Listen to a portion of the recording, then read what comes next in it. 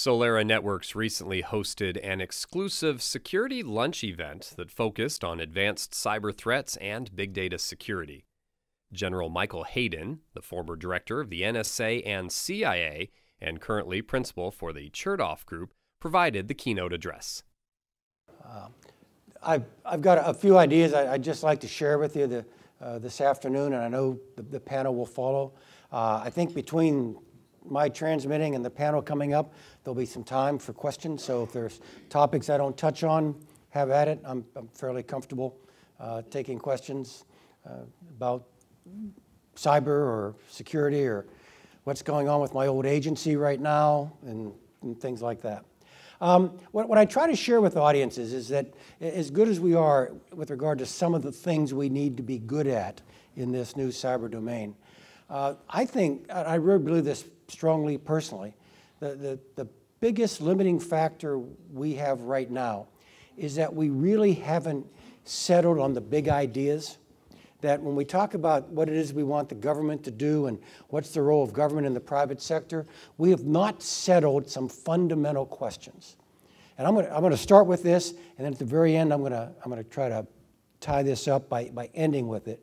But let me start with just a few points of light when it comes to big ideas. Many of you, I'm sure, have read Deputy Secretary of Defense's Bill Lynn's article in Foreign Affairs 2 years ago, 2 years plus. Yeah, a wonderful article. It's got Secretary Lynn's personal stamp on it, but I also know the staffers who were involved in writing it, and they're very good. It's a wonderfully seminal article. It really is. I would suggest to you some things about it. Let me quote what I think is the most important line. It's the one under the title.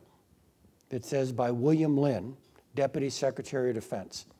I mean, this is a little McLuhan-esque about the medium being the message here, but the fact that the seminal American article on American thought about cyber and the cyber domain comes from the Department of Defense tells you more than anything that's revealed in the body of the article itself.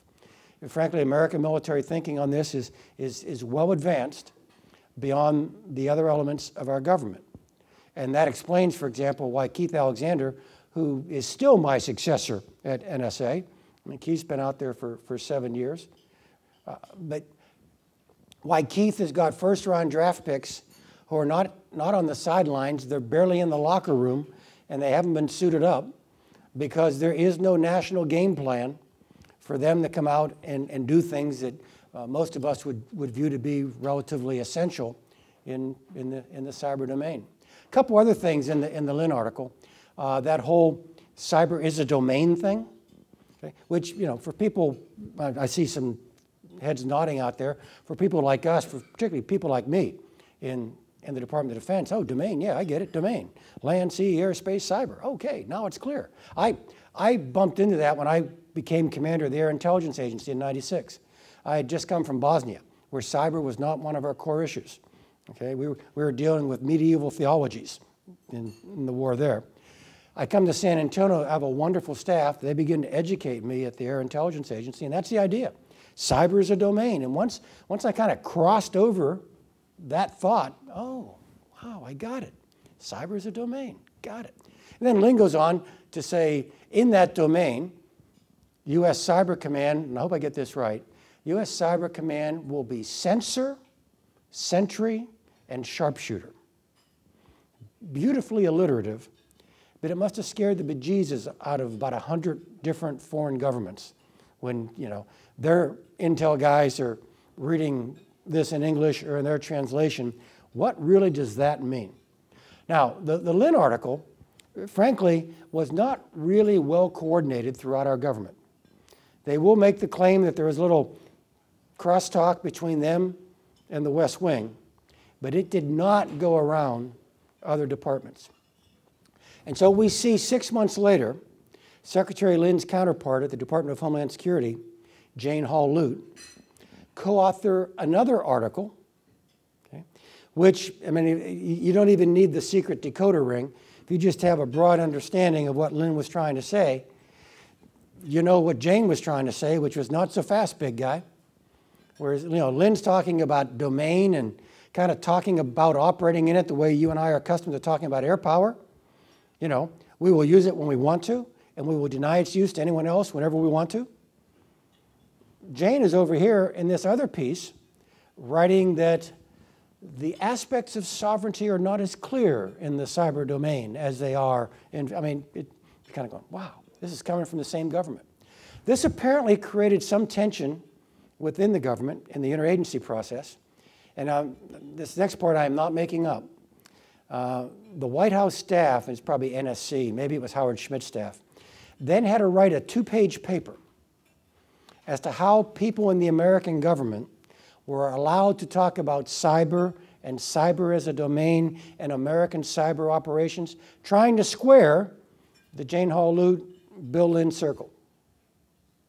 When I first saw the document, I looked at it, and this is not hyperbole, this is a genuine reaction. I thought I was reading something from The Onion, okay? So, fundamental ideas, they're still up there in the air, all right? And that's really an important point. Okay, well, so while we're over here trying to figure out the metaphysics, there are real things happening in the real world.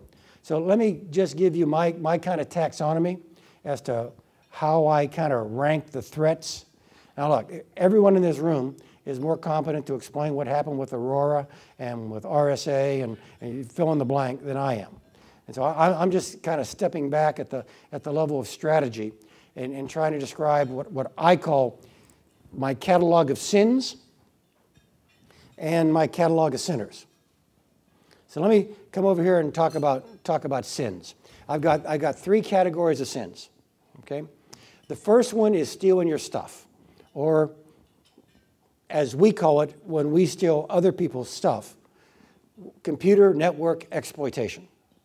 All right, and that's just going somewhere where you're not invited or welcome and taking data off that network, one would hope, undetected for an extended period of time. In the Lynn article, I think he accurately points out that's where most of the sins are happening right now. This is about somebody doing CNE on us. All right? They're stealing data. They're stealing intellectual property. They're stealing trade secrets. They're stealing negotiating positions. All right? And they're not doing much more. CNE is one sin. The next sin I'm going to call CNA, and again, this audience probably knows the acronym already, Computer Network Attack, but I'm going to call this CNA sub 1, which makes more clever of you suspect I will probably have a CNA sub 2 before we're done. CNA sub 1, I would view to be going somewhere where you're not invited, okay? But rather than just stealing stuff, you actually create effects. You actually make things happen. But in CNA sub 1, the effects are confined to the cyber domain. Right? So it's one of those nasty D words: delay, deny, disrupt, degrade, destroy someone else's data or system. Poster children for this, Estonia 2007, going to rip down the Red Army Memorial in downtown Tallinn. Patriotic Russian hackers get angry. Flood Estonian ISPs with DDoS attacks, bring them to their knees. A year later, same patriotic Russian hackers actually synchronized with the movement of Russian armor into Georgia, okay, attacked the Georgian internet system, which the Georgians are using for command and control, bring it to its knees in the same DDoS attack. Bad, has an effect, troubling, but cyber used for cyber effect. Now, CNA sub 2 is using a cyber weapon, but the effects of the cyber weapon are not confined to the cyber domain. You use a cyber weapon and you create destruction or effects in one of the other domains: land, sea, air, or space. And of course, everyone in this room knows the poster child for that is Stuxnet. And I am agnostic as to who may or may not have done Stuxnet.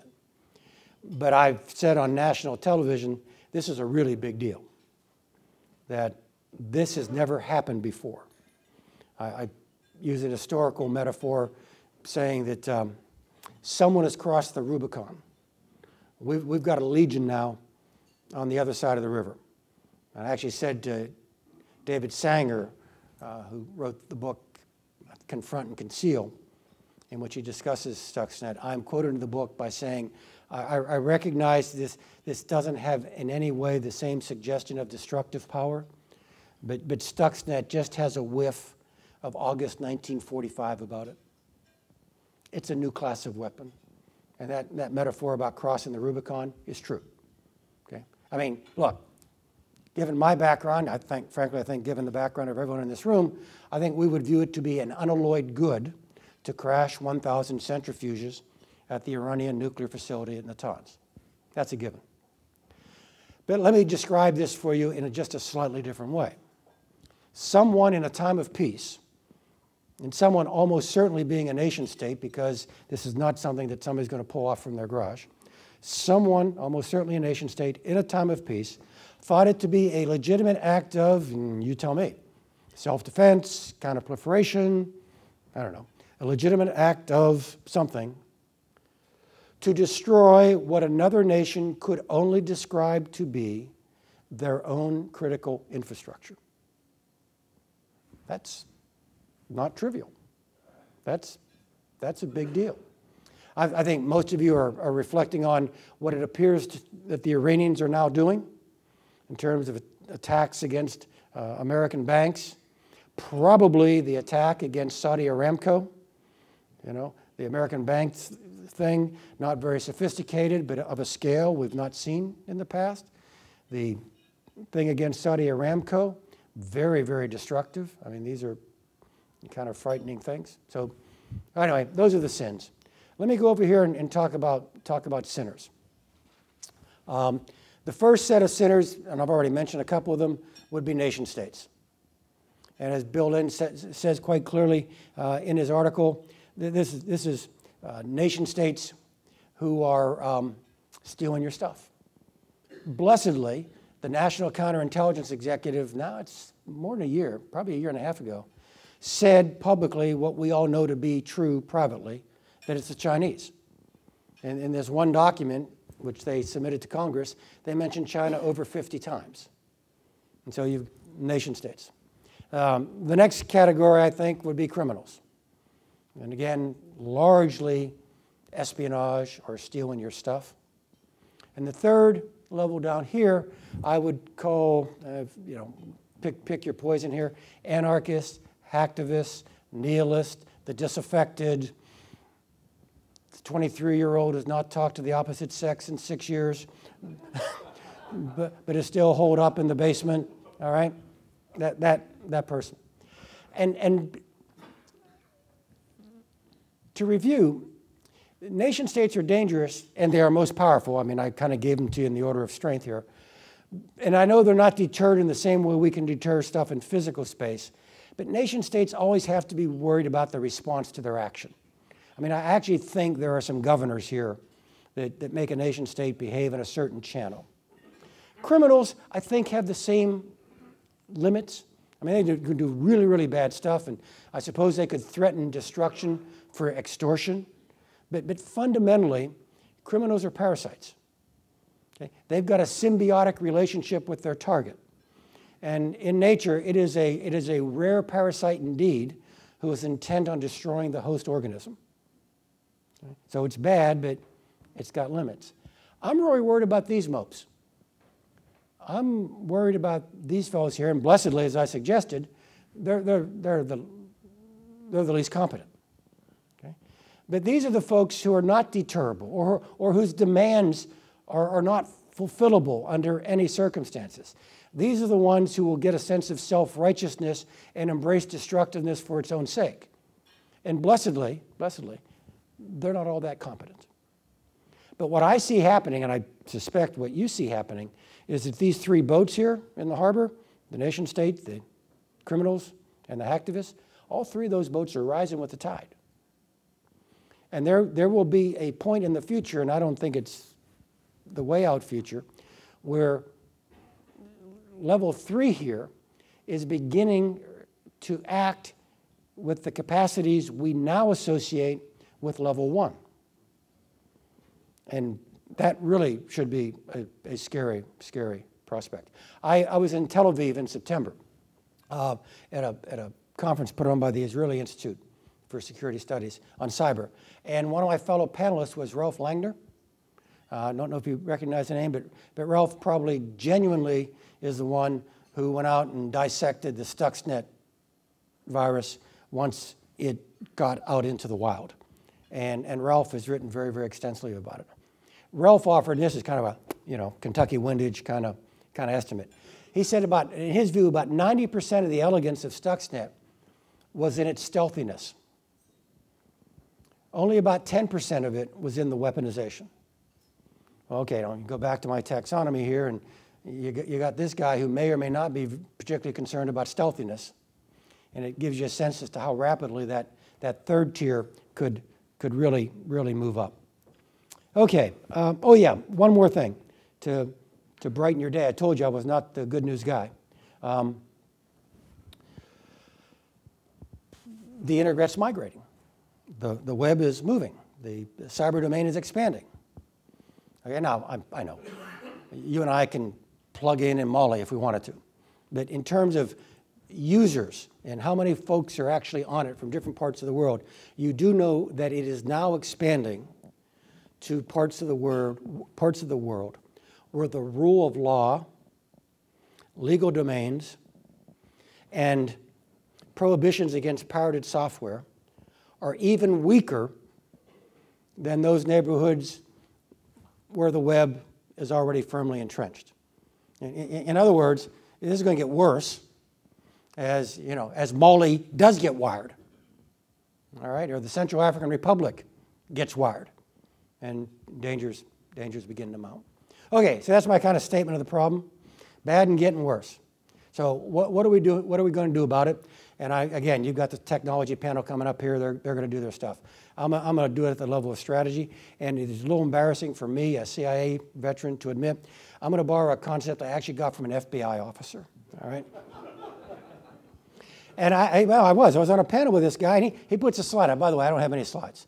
All right. Take note. 39 years in the Air Force. No PowerPoint. Okay. You can see me getting a little shaky here. But if I had a PowerPoint, this is where it is. But I don't. So I'm going to do it for you here in the ether between us. And I'm going to create the traditional threat equation, all right, where risk equals the threat times your vulnerability to the threat times the consequence of a successful attack. Got it? Risk equals threat times vulnerability times consequence. You know, if I were doing this with automobile traffic, your risk is a product of the multiplications, so that if you push any of them down towards zero, your risk goes way down. If I were doing this about automobile safety, your risk is equal to the threat. Okay, let's make sure all cars are inspected and all drivers are licensed. Okay, times the vulnerability, buckle up, dummy, times the consequence, insure with USAA. You see the point? Okay. I would suggest to you that that is also a useful equation for us to kind of, in very rough terms, all right? This is rough, probably not cartoonish, but it is rough, to describe how we've begun to deal with what I just spent 11 minutes saying, boy, this is bad and heading south, okay? I would suggest to you that in our trying to buy down risk, or over here, historically, we have put most of our energy into V. Historically, we have put most of our energy into buying down the vulnerability. So we've got a rich history of patches and firewalls and that sort of thing that, you know, just protects us from being penetrated. And that's a good thing, and you know more about it than I, and we're going to still need it, and it's a valuable tool, and we should continue to invest in it. But I sense, in fact, others whom I've talked to also sense that we're kind of at the point of diminishing marginal returns here in buying down vulnerability because of, you know, how many 0 days can you protect against if all you're doing is buying down vulnerability. And energy is moving over here into C. Okay? It's in mitigating consequences. In other words, it's assuming penetration. as identified, we're with the Chertoff Group. We have some folks come to us and say, we've just got a call from the FBI, can we talk? Or they come to us and say, we haven't been called by the FBI, but we are worried, can we talk? We want to know, have we been penetrated? And we don't quite say it this way, but the result of our next 15 minutes of conversation is, you want to know if you've been penetrated? Yes, yes you have. Let me give you my card and a place to send the check, all right? Okay, if that's your question, our services are done. You've been penetrated, okay? So people recognizing that now, moving over here into consequence. Operate while penetrated, all right? Survive while the enemy is inside the gate. Make your system so self-aware, and here we get into big data and intelligence, knowing what's happening on your network almost instantaneously. All right? And by the way, data is useful in the V column, but I don't think nearly as essential as it is over here in the C column. Because essentially, over here in V, you're worried about what's out there and what's coming in. Those are pretty discrete points out there. Hard to get, but discrete. If you're doing C, you're not worried about what's coming in. You're worried about what's going out. You're measuring the behavior of your own network. And that requires, obviously, these kinds of solutions in order to be self-aware. And I'm a liberal arts major, okay? So all my metaphors are physical. It's the network responding the way my body does when it gets overheated. I don't ever say, it's time for me to sweat now. I've been running for 3 minutes. That just kind of happens. And that's a factor there when we talk about consequence and consequence management. So it's about resilience. It's about surviving while penetrated. Okay, so we've kind of gone from V, I think all is too big a word. Lots of current energy is in C. And let me just tease you a little bit with T. Okay? How do you deal with the threat out there? Is there a way you can push down the threat, that you can actually just simply make it less dangerous? All right? Again, back to licensing drivers and inspecting automobiles. And there is some really interesting thinking going on out there on T now, all right? Anybody see Leon Panetta's speech in New York about 3 weeks ago? Yeah, there's a little bit of T in there, isn't there? I mean, if those of you who haven't followed, it's heavily coded because the Secretary of Defense can't quite say, bring it on, in terms of the cyber domain out there. But he is fundamentally suggesting a more robust role for the Department of Defense in defending beyond .mil. And there's no flesh on these bones. But he talks about the responsibility to defend America.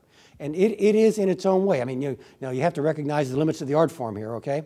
But in its own way, it is a very forward-leaning speech when it comes to the DoD role. That's a little bit like deterrence in the physical age. And deterrence, if you recall, was all about T. Deterrence was all about, don't do that. It's about pushing down the threat. 2 days ago in the Washington Post, there was an article by Ellen Nakashima. Ellen is, I see some folks nodding, Ellen writes about cyber stuff a lot.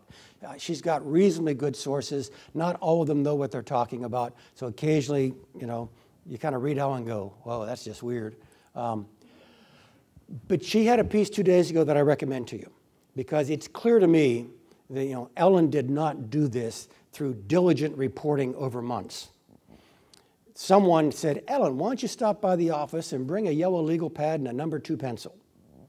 And let's talk a little bit about, and what Ellen's article is about, and I think it's a follow-on to the Panetta speech, all right, are about the ROEs, the rules of engagement for the Department of Defense in the cyber domain. And, Ellen's thing's got to be overly simplified because, clearly they're not going to give her the new doctrinal manual. And I'm going to oversimplify a bit what Ellen wrote. But fundamentally, what she writes about is you got your defense, which is what you're allowed to do inside your own firewall. All right, so you can do what you need to defend yourself from the firewall in. You got your offense, and that's I've already come clean with you about we do C&E too, and maybe we do C&A. We don't admit it, but maybe we do, all right? So that's offense. So you got defense in the perimeter. You got offense where you just want to go hurt somebody. And the third concept she now begins to articulate is defense outside the perimeter. Our defensive actions, or let me rephrase that, actions taken ultimately to defend, but actions taken beyond your own network, which, by the way, if you're on the other side of that ball, looks like offense. And so we really see, I think, the Department of Defense, back to my original point, we don't have the big ideas, right? And back to my point about defense seems to be leading the pack here. I think this is defense kind of taking a card and tossing it in the middle of the table and seeing what the rest of the government does in terms of defense coming very, very far forward. I really do think this is a fascinating time at the doctrinal strategic level in how we want to go do this stuff. There's another fascinating development I want to tell you about. Fascinating and somewhat weird. If I say Stuart Baker, does anybody in the room recognize Stuart Baker? Okay, yes. Stuart, I would say, let me be accurate, iconoclastic would be the word I'd attach to Stuart. Stuart used to be the general counsel at NSA, so this is not some wild-eye radical just writing screeds on his blog. He was general counsel of NSA before I got there, and then he was Mike Chertoff's head of policy for the last years of the Bush administrations. I mean, this guy, he's got credentials. Stuart is suggesting that when our government is late to need, and I've already suggested to you that most of Keith's players are still in the locker room, not even suited up. When the government is late to need, guess who steps in? The private sector. And Stuart has begun to, number one, congratulate the private sector on what it's done already, which is, a fairly robust definition of defense, working beyond the perimeter with web crawling and port scanning and predictability and so on. Stuart goes further. Best way I can explain Stuart's plan is to do what he does, which is to invite you to think of the last Western movie you saw as a kid. And when the bank was robbed and all the townsfolk's money was gone and the marshal only had one deputy, what did he do? He got a posse and he deputized folks. And those folks were deputized to go get that money back. And Stuart's view is, why don't we do that in the cyber domain? He points out that the Computer Fraud and Abuse Act, as currently written, and certainly as currently interpreted, would forbid that. I mean, it outlaws certain classes of activity no matter what their intent. Stuart says that's probably an overinterpretation of the law, but I'm not a lawyer, he is, I'll leave that alone. But Stuart's point is, we got to loosen that up, either in the interpretation or in the text. And to allow our government to deputize private sector firms to do certain things against certain entities for certain periods of time as legitimate acts of self-defense for the people we deputize. Now, most of the people I talk to, some of whom are in this room, and mention Stuart's idea, say, that's really crazy. And yeah, I'm not telling it to you to advocate it. I'm just suggesting to you the tremendous intellectual ferment that is now going on. By the way, Stuart points out, if you think this is an incredibly weird idea and should never, ever be done, and is just contrary to the American tradition of effective law enforcement and law and order, Stuart will direct you to Article 1 of the Constitution and direct you to the paragraph that talks about the Congress's authority to issue letters of marque and reprisal, which was the outfitting of privateers at a time in our past when in another domain, the maritime domain, the government was late or insufficient to need, and our government therefore turned to the private sector to do things traditionally done by states for national defense. All right, we're now at the point of weird science. I'm not going to go any further on that, but I mean, those are the kinds of ideas that are churning. I told you I would end with the the big problem are the big ideas. Right? So let me end with just one small anecdote to suggest to you how far apart we are on the big ideas and why we need folks like you to explain this in sentences that folks like me can understand in order to move the national dialogue forward, to point out to folks for whom this is very, very mysterious, why they've got to be a bit more educated and begin to make some choices. My morality play for this is a piece of legislation called the Collins-Lieberman bill, which was a piece of cyber legislation that I think had some good ideas and maybe some not so good ideas, but none of them were radical. I mean, none of them would cause any great harm. None of them were a Hail Mary pass. I mean, it was incremental improvement, and yet failed in a vote on cloture 2 days ago in the Senate. And therefore, there will be no cyber legislation this year from the American Congress. None, nada. Right? I bring up the Collins-Lieberman bill to suggest to you this. We haven't settled on the big ideas yet thing.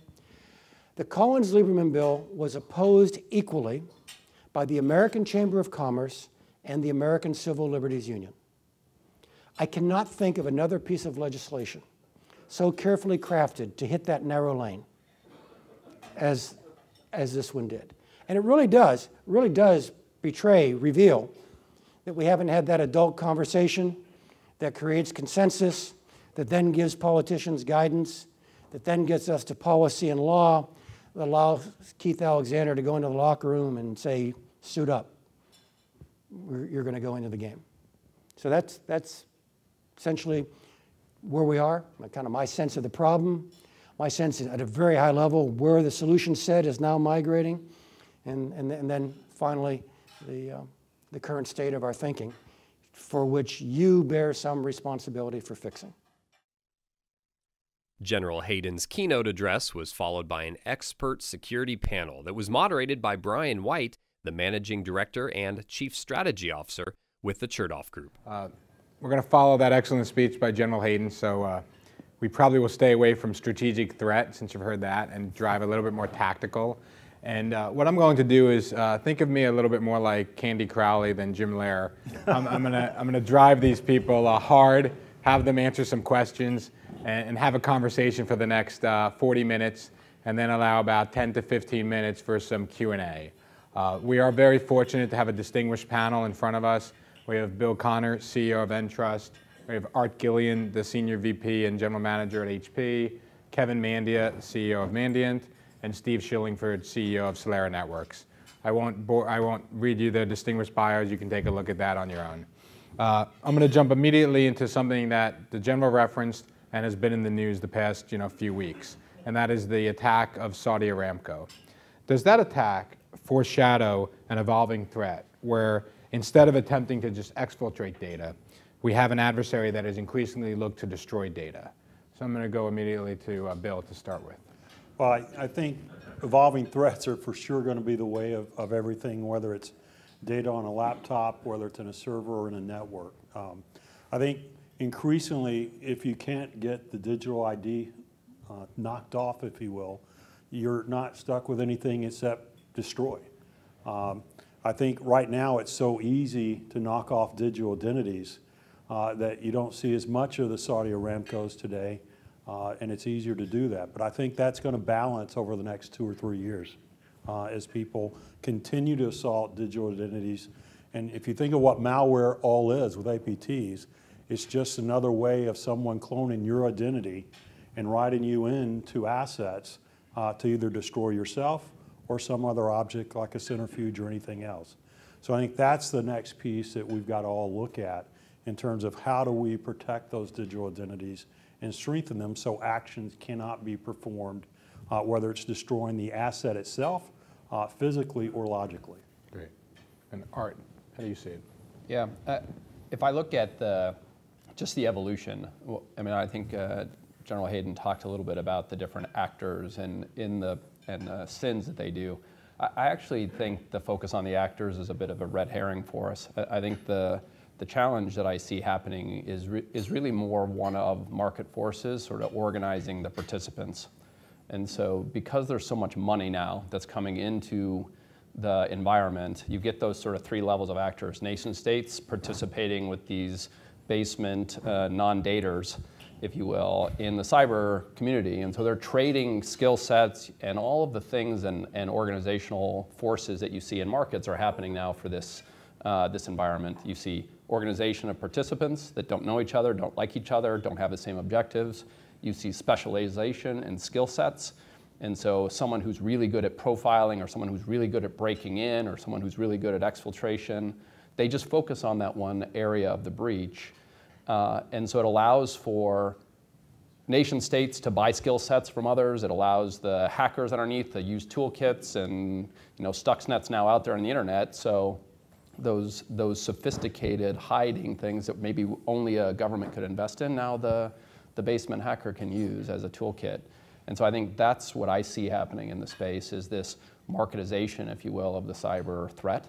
And so for us, we have to respond and I think about what is it we're doing in our capabilities and the controls we put in place to disrupt the adversary's market as high up in their value chain as possible. And so I think that's where the market is going. That's, I think, what we need to do. And Saudi Aramco is a nation-state sponsored attack, but I think they probably leverage the market just like everyone else does. Now, Kevin, you've been in this business for quite some time. Some even suggest that you coined the advanced persistent threat term. How do you see this evolving since you've been in it, and give it a little bit more historical perspective?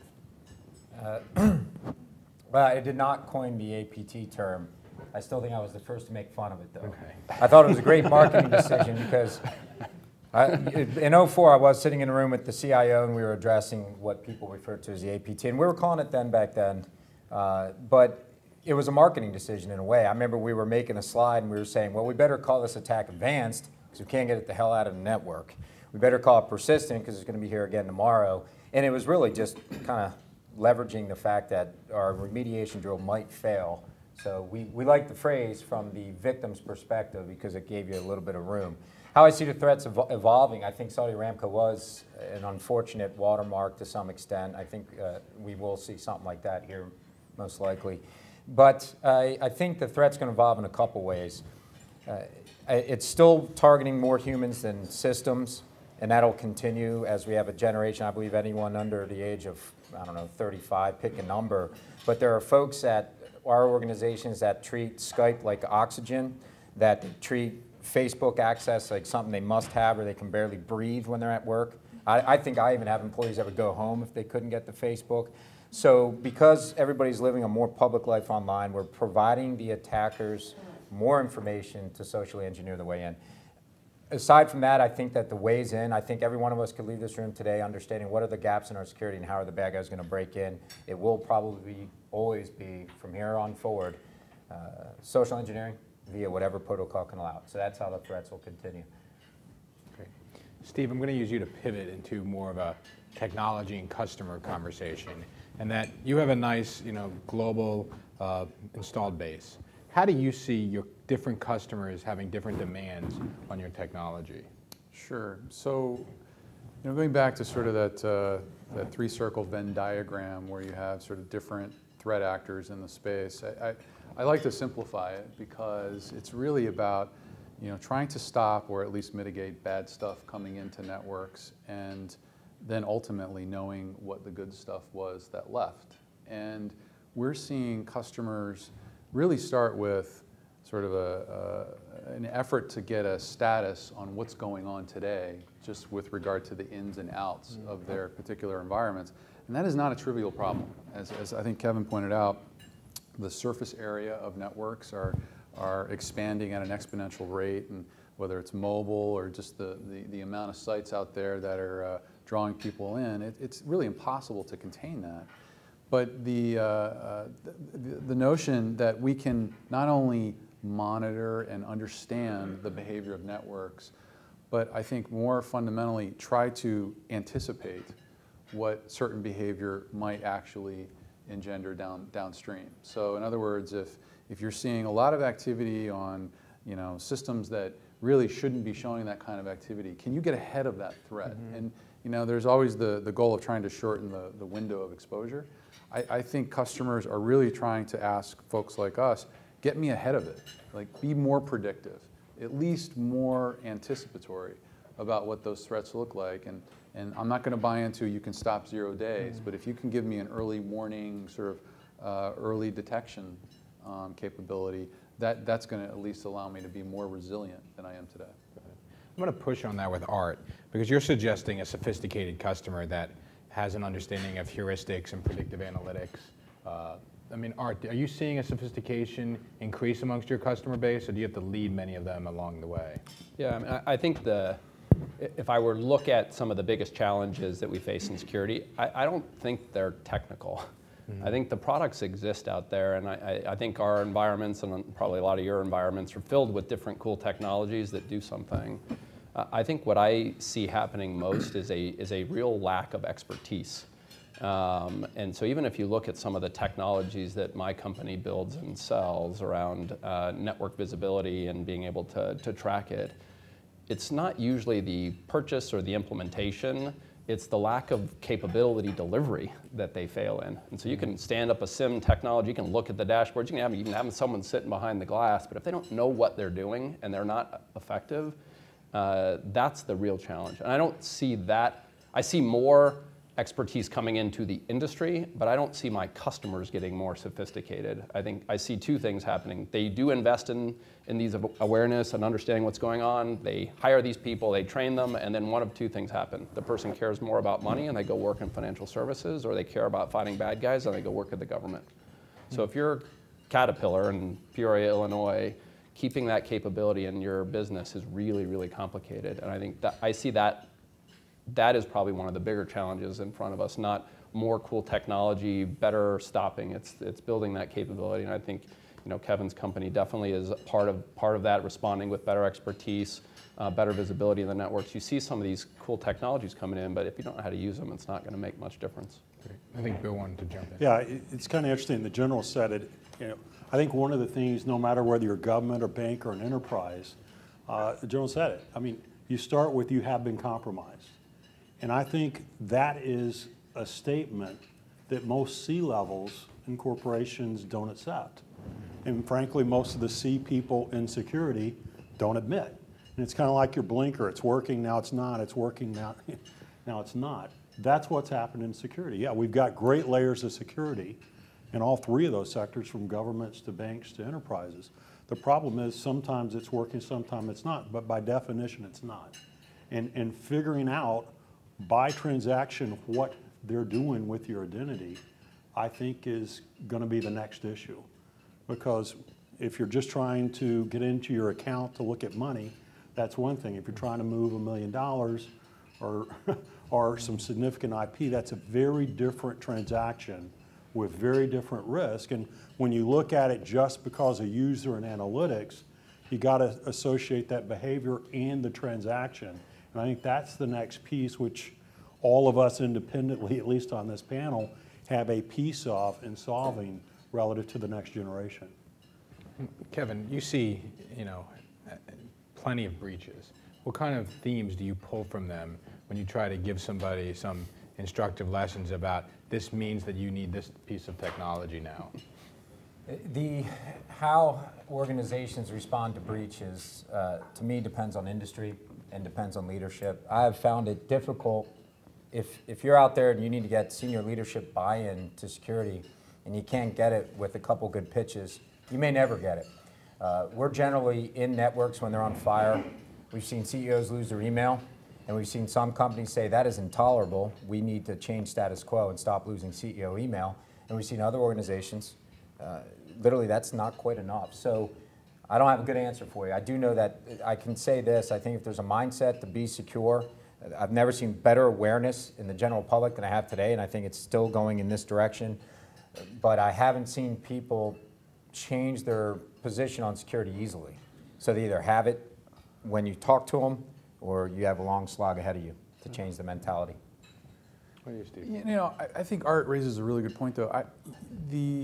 One of the frustrating things as sort of a member of this industry, and General Hayden hit on this, is there are some really, really smart folks sitting on the bench that can share a lot of information on techniques and strategies, and we do not do a good job, for whatever reason, political or otherwise, of sharing between the expertise that's available, not just with industry, but with the cybersecurity programs that are out there. I mean, if you think about, adversaries who have, 100,000, 1 million, 18 to 24-year-olds, and that's what they do every day. That's an overwhelming threat.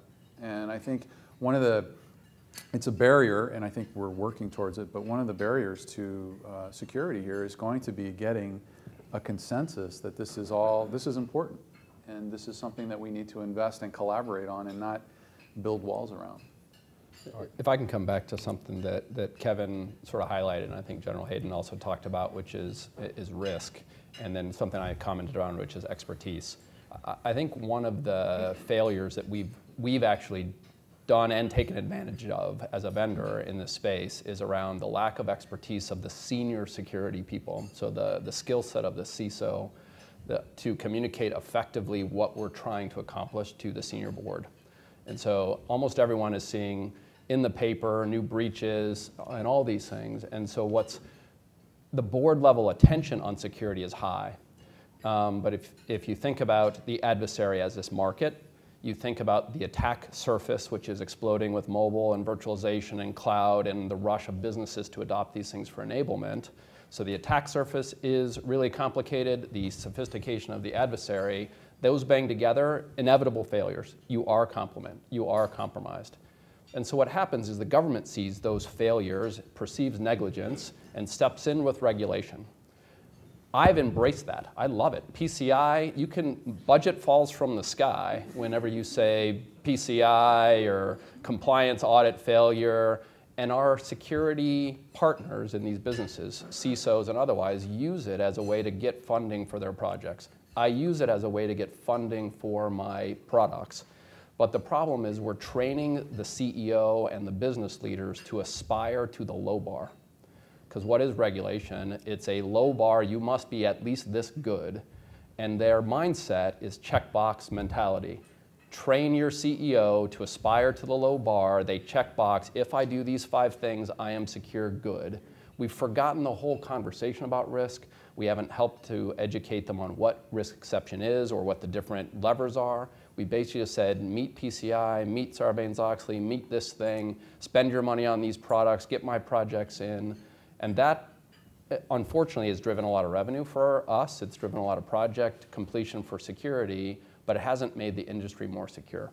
And so I think we need to think very clearly about regulatory requirements. We need to think very clearly about how we use those to educate our executives, because they don't know about security. And so we have some work to do in front of us. And I think Kevin runs into this when he's trying to, either the guy's going to get it or he's not. Yeah. And if he's breached, he'll probably spend money. If he hasn't been, maybe he's thought about risk, maybe he's thought about compliance, but otherwise it's pretty tough to get budget for these things because they don't drive revenue, they don't drive the things that these business people care about. So what you're suggesting is how to price risk, and how to put this into a model that others can buy down. Kevin, how do you think through that? Well, and I just wanted to go back to, I wasn't as articulate as I could have been on how Mandiant sees the world, but to Mandiant, we respond to every breach that matters. So to us, there's just 2 types of people in the world: compromise and know it, and compromise and don't. What I meant by my comments of I haven't seen people shift is we actually see 4 quadrants, compromise and know it, and care, compromise and know it, don't care, and then there's 2 more quadrants. I've never seen anybody go from compromise and don't care to compromise and care. I just haven't seen that happen in my world after seeing over 400 breaches in the last 7 years. So if someone's compromise and don't care, you're really not shifting them. Right.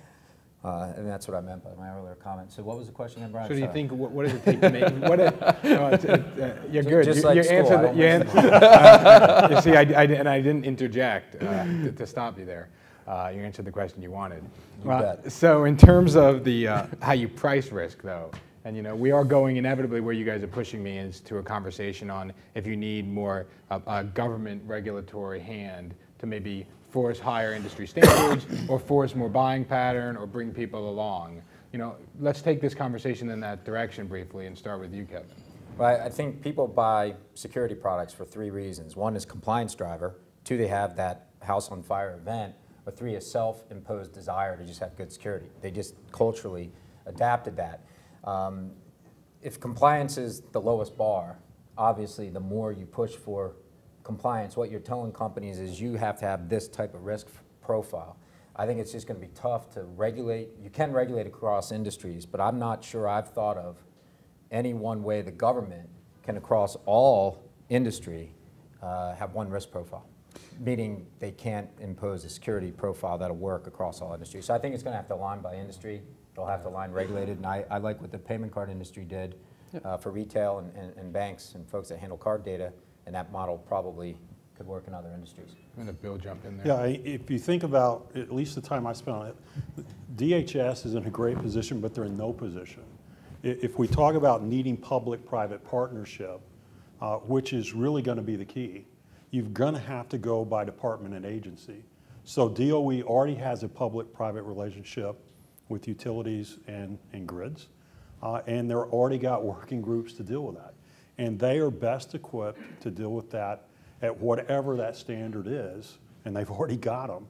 But a standard in this space, unlike many of the others, is changing so fast.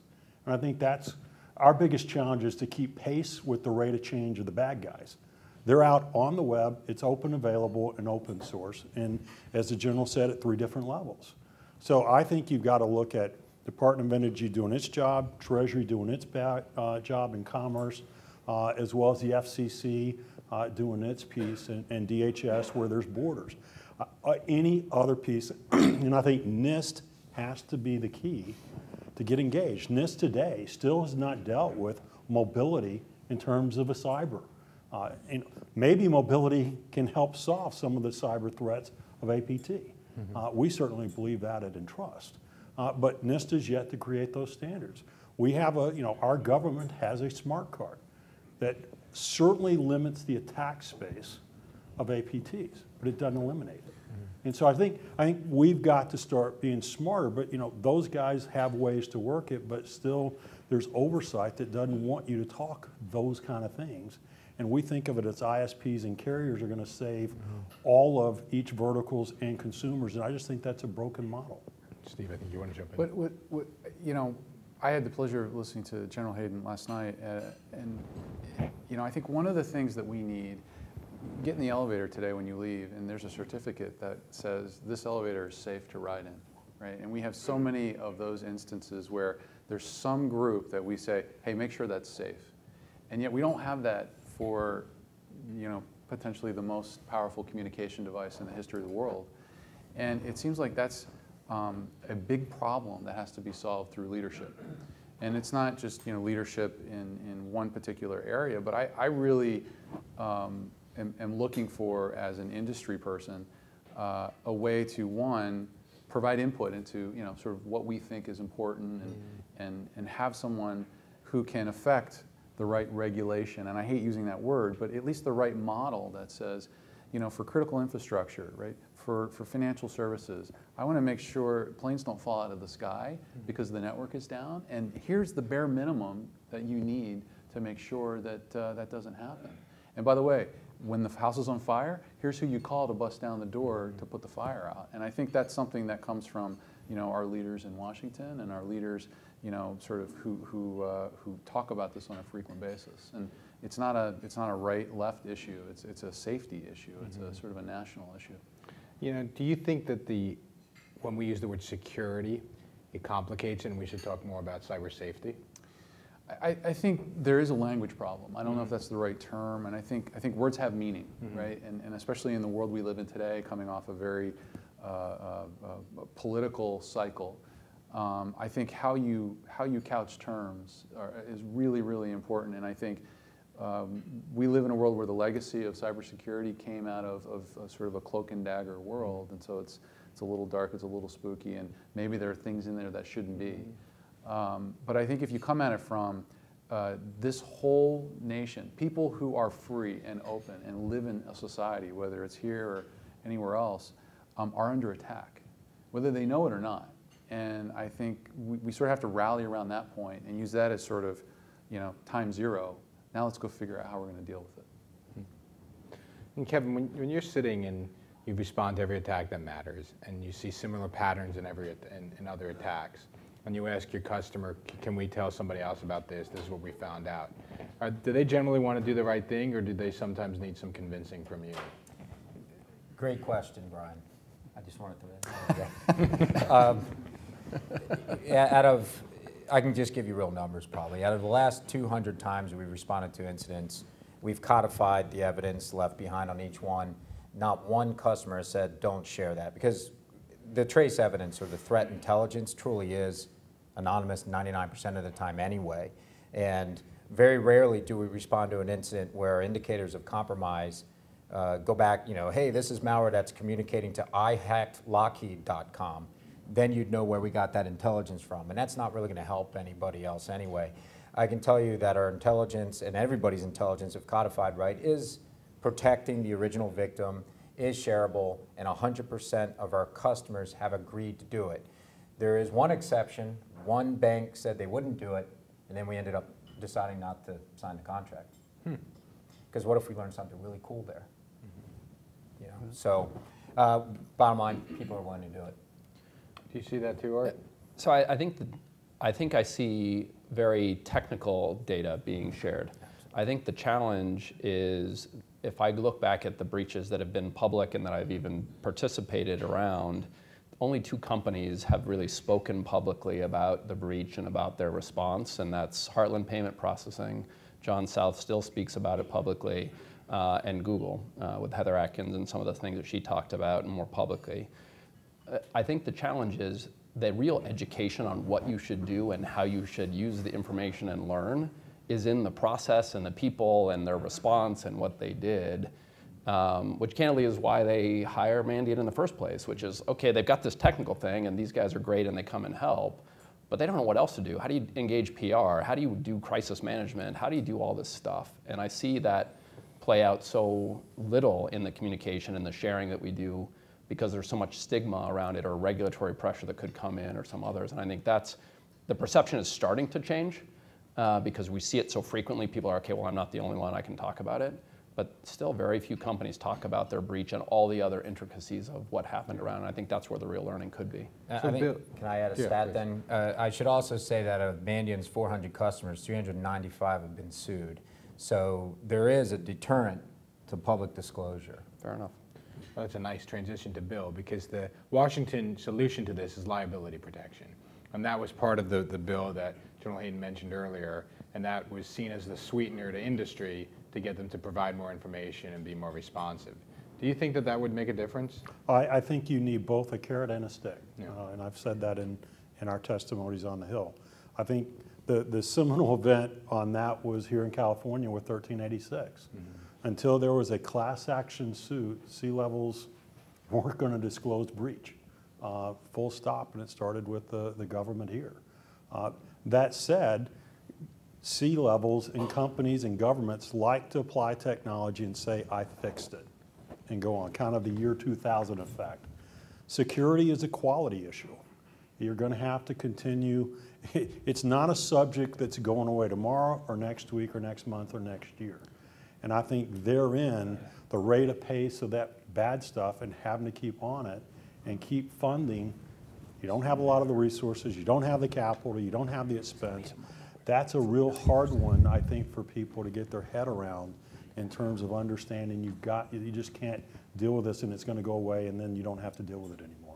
I'm going to ask one more question about the Washington influence on cyber, and that is, do you collectively, and I allow you each to answer, believe that the inaction in Washington is leading to inaction in buying patterns amongst your customers? I.e., are they going to wait to buy a tool, a solution, due to they wonder if they're going to be regulated, and they may buy something that's not going to be up to date?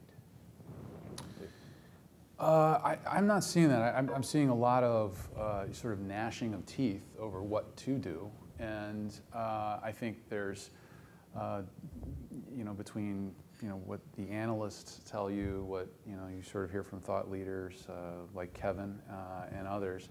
I think there's a lot of searching for tools and trying to search for platforms. So, in other words, rather than buying sort of a niche solution for a particular problem or pain point, really looking broadly at the problem and thinking about, okay, is this platform going to serve me, whether it's today's breach or 10 months from now, 10 years from now, do I get the same basic capabilities? It's a very hard thing to do, and especially, I think, as Art pointed out, you have senior level chief information security officers who are inundated. If you come to RSA, you are inundated with the same words from different companies, and the signal to noise ratio is off the charts. And so I think they're going to continue to buy. Are they going to buy as easily as PCI and some of these other regulations? Probably not, and there's always a struggle there. But I had one conversation with a CISO who bought very non-technical business, and I said, how did you get it approved? He said, I had to go to the board of directors. And I said, how did you get the board of directors who know nothing about speeds and feeds and port scanning? And I said, well, I just laid it out for him. I said, we're under attack every day. We're losing really sensitive information that in the hands of our competitors could be really materially damaging. And the only way I'm going to solve that is if I know what it is. And their only question was, well, how much do we need? How much do we record or whatnot? And when you simplify it in those terms and forget about what the threat is and what the solution is, when you simplify it in those terms, I think people intuitively know the right thing to do. And I think that's incumbent upon us to make that message more clear. Okay. Kevin? No, I don't think we see any influence from Washington. That's good. All right. I don't think they're waiting for it. I think potentially, depending on what actually gets decided, we may see more buying. But to be honest, I don't see any impact at all. No, I think people are just confused by the lack of anything coming out of what to do. My most surprised thing is, small, medium business, when I'm out talking, they're the ones with the least resources, the least skill sets. And they're the ones that, if you go out with anyone and you talk in those groups, they're just asking, please help me understand the basics and what I can do to prevent my risk and my theft. And at the same time, you've got chambers and other groups that are saying, don't do anything. And their guys are probably the most at risk in terms of what to do. I want to move into some future-looking questions in our last 5-10 minutes before we open it up, and that's particularly about where we think the industry is going. And so particularly this area of the country, everybody's focused on the M&A activity, focused on what else may be needed. Do you anticipate that increasing in this sector, that more and more consolidation will occur? What do you see as the big macro trends in security right now? Well, I think there's a lot of money, and I think there's a lot of interests from larger companies to acquire growth. And so every analyst you talk to who follows the space says, with all the money on the sidelines with the strategics, all the innovation coming out of places like this and others, it seems like a great mix, right? You would think that would happen. I think time will tell. I think some of it's economic uncertainty, some of it is just cycling through. But I think you'll always see in this space the leaders who consolidate, looking for new technologies that are synergistic and that can, again, provide broad benefit to large distribution channels. And I don't see that changing at all. And I think, frankly speaking, you'll see more and more innovation, and so you're going to see more and more people pick that up. Any thoughts, Kevin? All right. Sure. As a bigger player, I definitely think you're going to see more consolidations, and you're going to see that. I think the problem space that we're in, because of the lack of expertise, the technologies have to talk to each other more. You have to be driving more integration so that the data from one product helps to inform the decision making that the other technologies need to make. Now, whether larger vendors are doing a good job of that or not in this space, I think still remains to be seen. But I think that longer-term requirement is gonna still be out there, in particular in this space where speed of response. If the bad guy's already inside, like General Hayden said, and like we'd all probably agree, it's can you find that bad guy after they're inside, before they've stolen your data or before they've taken some malicious action, and that speed of response requires more information, technical information sharing, more rapid response, more automation, which in our industry has been things people are afraid of. So, but I think it's going to be necessary if we're going to be able to win against the adversary. Any thoughts, Bill? Yeah, I absolutely. If you look at more people, more devices, more applications or objects, and you think of the construct now being cloud and mobility, there's no question cloud and mobility are going to be looked at, one as a security risk, or separately as a security enabler that can protect against the current day, and either it's a seminal event that can differentiate it one way or the other. And I think intellectual property, I think products that can do that are going to be, just like mobility is, people are clamoring all over that, and they're clamoring around cloud. I think that will be an interesting change in the security landscape relative to that. There's been discussion, and let's really move this to a tactical question, that the advantage of moving to the cloud is maybe we're going to go down to a dummy terminal again. And so you can have more security of the overall enterprise infrastructure. Do you see that as a net good, or do you see that as just another vector that needs to be protected?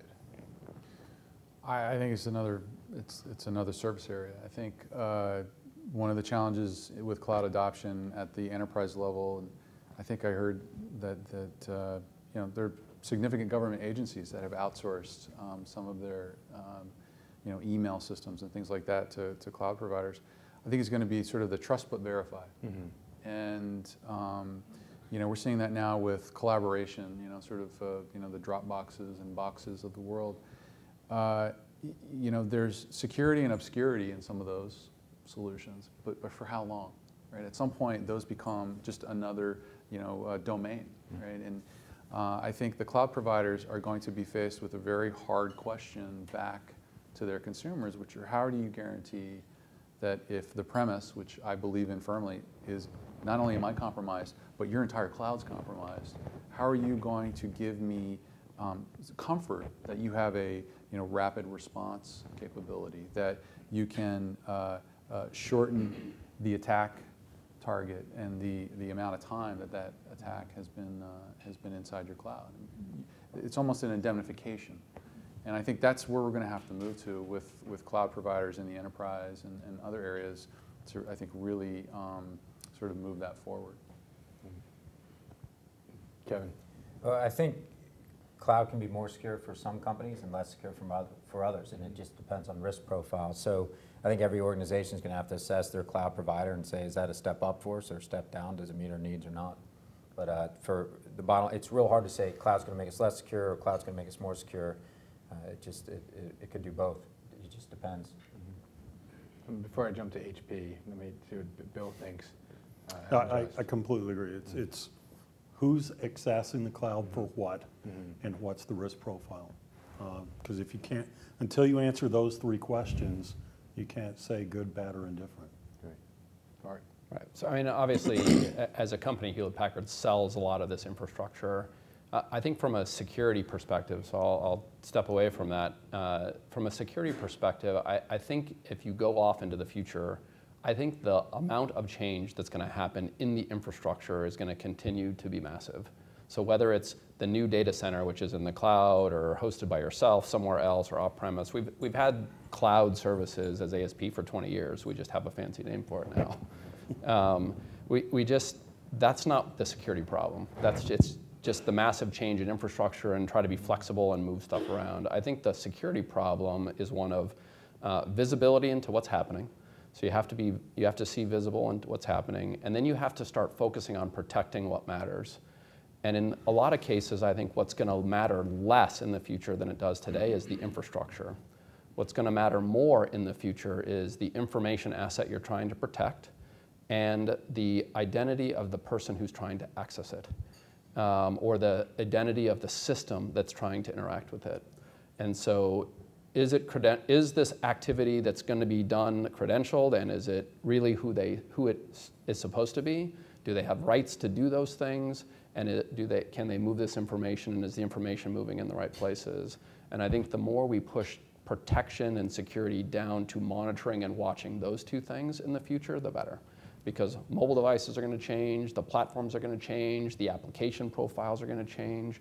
I mean, just the amount of change in the OS, application delivery model, application proliferation and heterogeneity in our environments, and devices that we have in the last 5 years has been massive, and it's impossible for system-level security to keep up with that, in my opinion.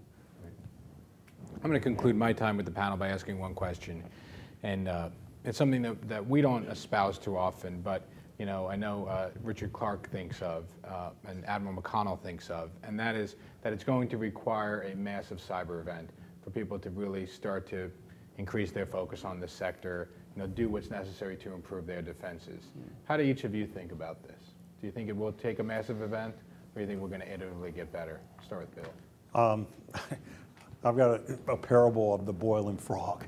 The events are already happening. It's the old saying, if you take a frog and throw it into water and gradually raise the temperature, it'll cook. If you took a frog and threw it into boiling water, jump out. If the water's hot.